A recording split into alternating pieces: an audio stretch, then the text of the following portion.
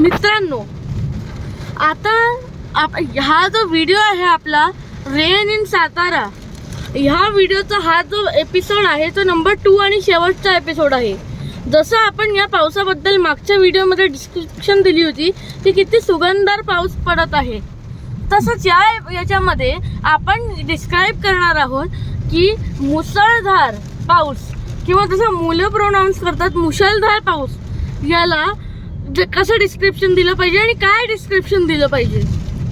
तर पहिली गोष्ट तर मित्रांनो, हा जो मुसळधार पाऊस असतो तो खूपच भारी वाटतो.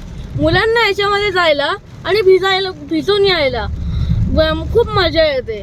काही मुलं तर असंही म्हणतात की साबण घेऊन गेलो तर खूप मस्त होईल, आंघोळी होऊन जाईल माझी. पण हे करू नये, कारण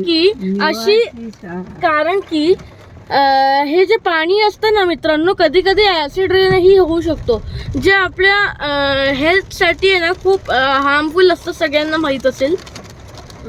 आणि मोस्ट इम्पॉर्टंटली हा जो पाऊस आहे ना मित्रांनो, त्याच्यामध्ये कधी कधी गारठा पण असतात. म्हणजे बर्फ असतं ना मित्रांनो, त्याचे खूप छोटे छोटे तुकडे जे आपल्या नखा एवढे असू शकतात. तर ते समजा आपल्या पाठीला लागले ना, खूप जोरदार लागलेलं, माझ्या पण लागलेलं ते कोरोनाच्या टाइम पिरियडमध्ये मित्रांनो.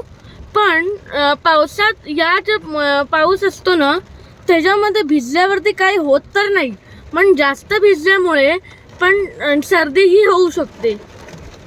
सगळ्याच पॅरेंट्सना ह्याची माहिती पाहिजे की खूप इम्पॉर्टंटली पाऊस हा जो आहे तो जास्त डेंजरसही नाही आहे आणि जास्त सेफही नाही आहे.